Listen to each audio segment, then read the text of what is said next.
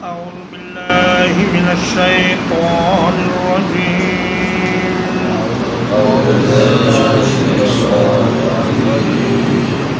وإذ زين لهم الشيطان أعمالهم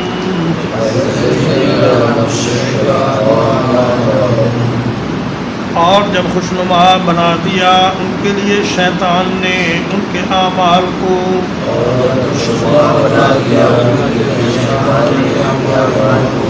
قال لا غالب لكم اليوم من الناس اور کہا آج کے دن تم پر کوئی غالب آنے والا نہیں لوگوں میں سے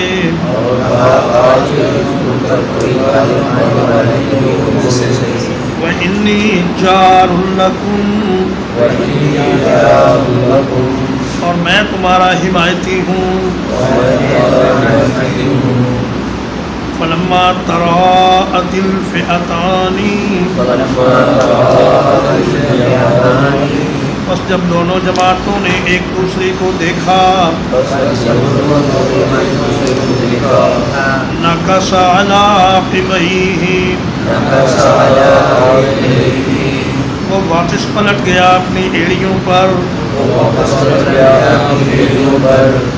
وَقَالَ إِنِّي بَرِيءٌ مِّنكُمْ اور کہا میں تم سے بری ہوں إِنِّي أَرَىٰ مَا لَا تَرَوْنَ میں وہ کچھ دیکھتا ہوں جو تم نہیں دیکھتے انی اخاف اللہ بے شک میں اللہ سے ڈرتا ہوں واللہ شدید العقاب اور اللہ تعالیٰ بڑے سخت عذاب والا ہے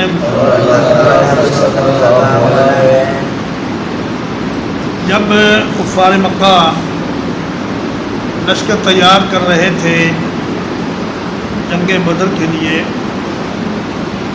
تو انہیں یہ فکر لاحق تھی کہ بنو کنانہ سے ان کی دشمنی ہے کہیں ایسا نہ ہو کہ ہم گھروں سے جائیں اور پیچھے سے بنو کنانہ ہم پر حملہ کر دیں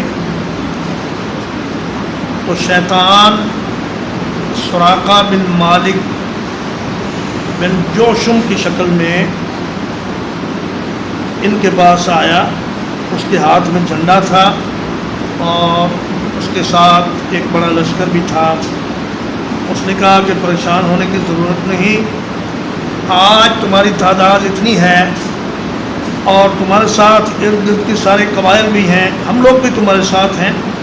آج تمہیں کوئی شکست نہیں دے سکتا اور کہا کہ پچھلے گھروں کا فکر نہ کرو ہماری طرف سے تمہیں کوئی خطرہ نہیں ہم تمہارے ساتھ ہیں تو جب میدان میں پہنچا یہ لشکر اور شیطان نے فرشتوں کو دیکھا تو وہ بڑا پریشان ہوا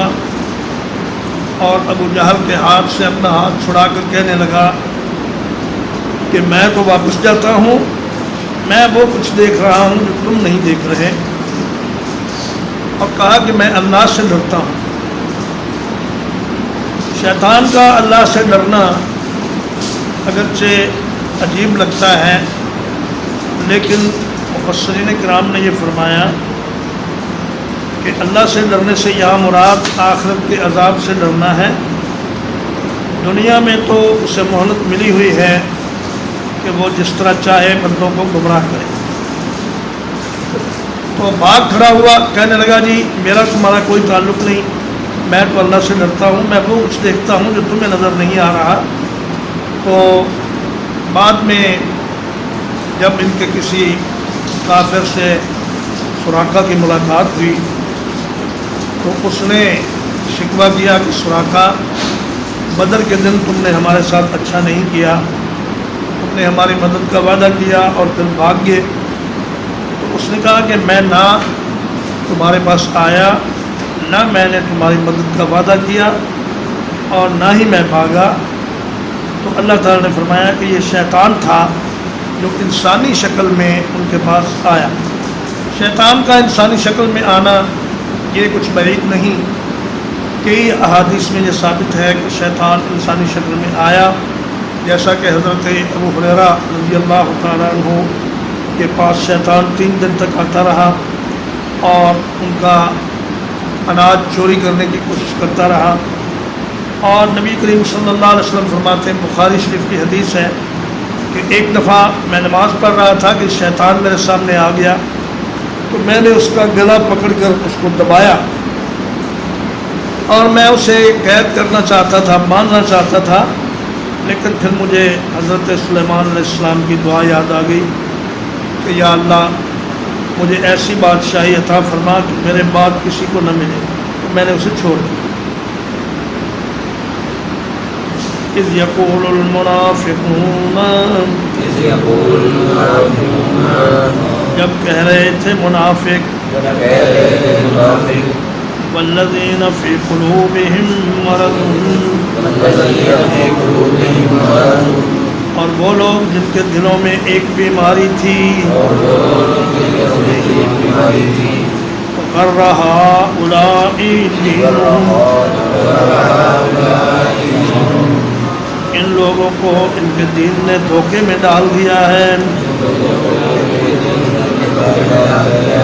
وَمَن يَتَوَکَّلْ عَلَى اللَّهِ،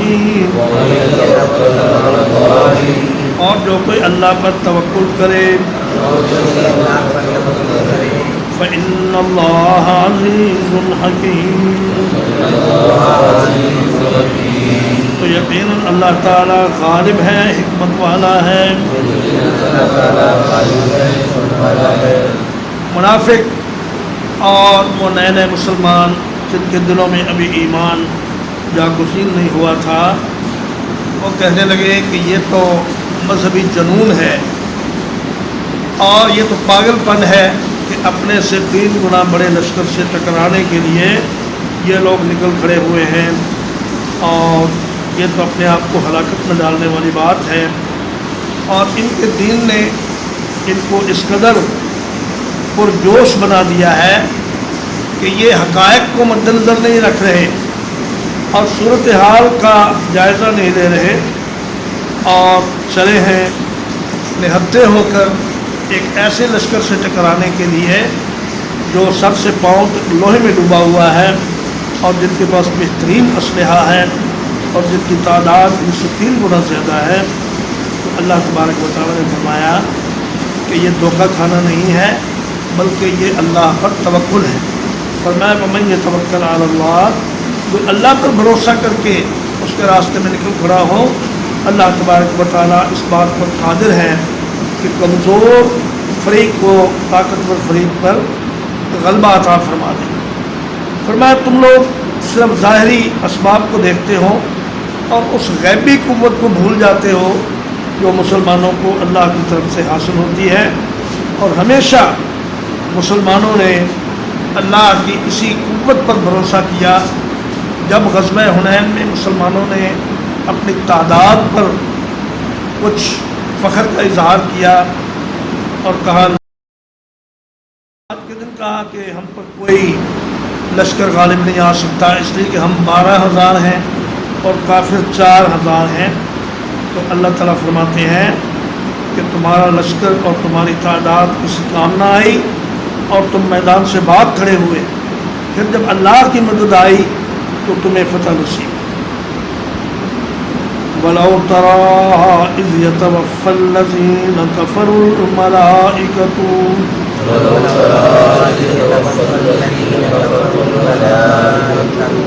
اور کاش کہ تو دیکھے جب فوت کرتے ہیں ان لوگوں کو جنہوں نے کفر کیا فرشتے،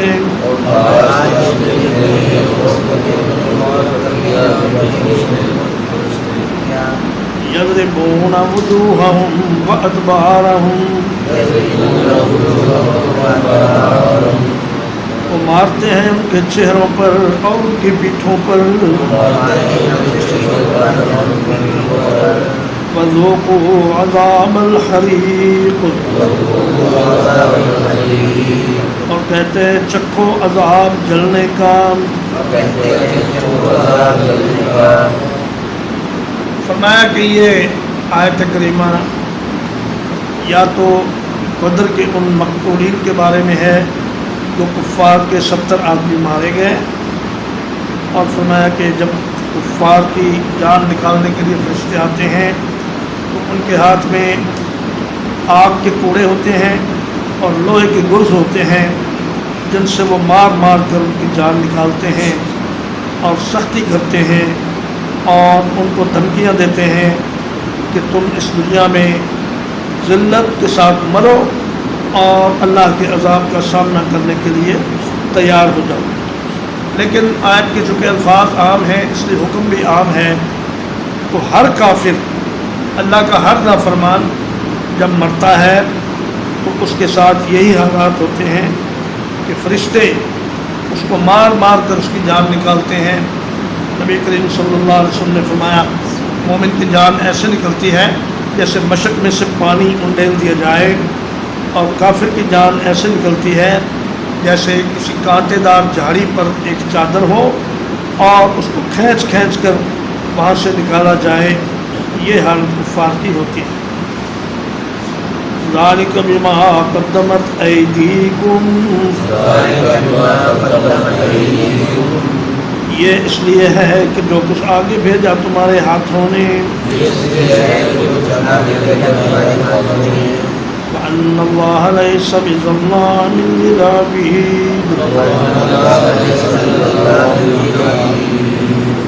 اور بے شک اللہ تعالی بندوں پر ذرا بھی ظلم کرنے والا نہیں۔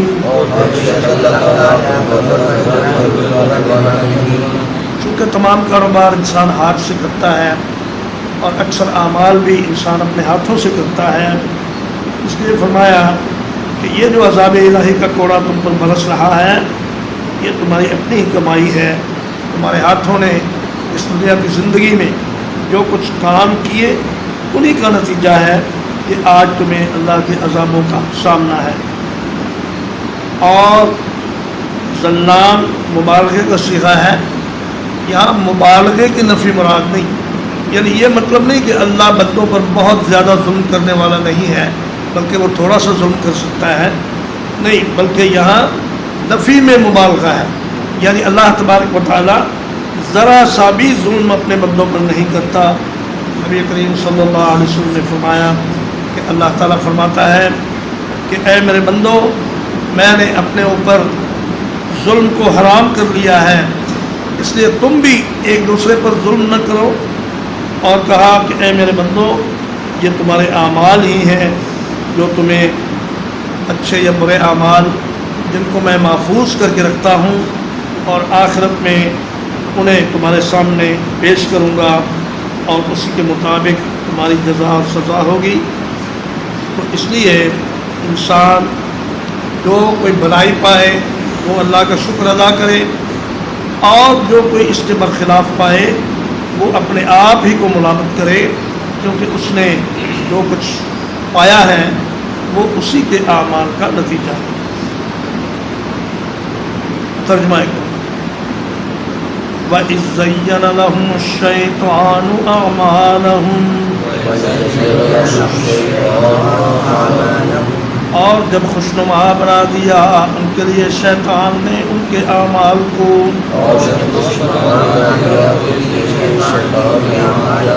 قَالَ لَا غَالِبَ لَكُمُ الْيَوْمَ، اور کہا آج کے دن تم پر کوئی غالب آنے والا نہیں، من الناس، لوگوں میں سے، وَإِنِّي جَارٌ لَكُمْ، اور بے شک میں تمہارا حمایتی ہوں۔ فَلَمَّا تَرَاءَتِ الْفِئَتَانِ، پس جب ایک دوسرے کو دیکھا دونوں جماعتوں نے، فنکس علی عقبیہ، تو وہ واپس پلٹا اپنی ایڑیوں پر، وقال انی بریء منکم، اور کہا بے شک میں تم سے بری ہوں، انی اری ما لا ترون، بے شک میں وہ کچھ دیکھتا ہوں جو تم نہیں دیکھتے، انی اخاف اللہ، بے شک میں تو اللہ سے ڈرتا ہوں، واللہ شدید العقاب، اور اللہ تعالیٰ سخت عذاب والا ہے، اذ یقول المنافقون، جب کہہ رہے تھے منافق لوگ، والذین فی قلوبہم مرض، اور وہ لوگ جن کے دلوں میں ایک بیماری تھی، غر ہؤلاء دینہم، ان لوگوں کو ان کے دین نے دھوکے میں ڈال رکھا ہے، ومن یتوکل علی اللہ، اور جو کوئی اللہ پر توکل کرتا ہے، فإن اللہ عزیز حکیم، تو بے شک اللہ تعالیٰ غالب ہے، حکمت والا ہے،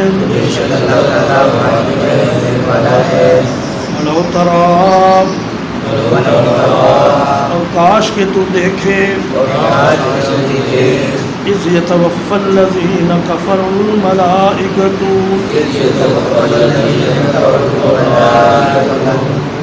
جب فوت کرتے ہیں ان لوگوں کو جنہوں نے کفر کیا فرشتے، یضربون وجوہہم وادبارہم، وہ مارتے ہیں ان کے چہروں کو اور ان کی پیٹھوں کو، وذوقوا عذاب الحریق، اور کہتے ہیں چکھو عذاب جلنے کا، ذالک بما قدمت ایدیکم، یہ اس لیے ہے کہ جو کچھ آگے بھیجا تمہارے ہاتھوں نے،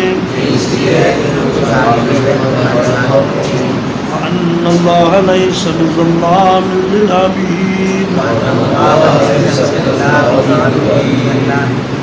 اور بے شک اللہ تعالیٰ بندوں پر ذرا بھی ظلم کرنے والا نہیں،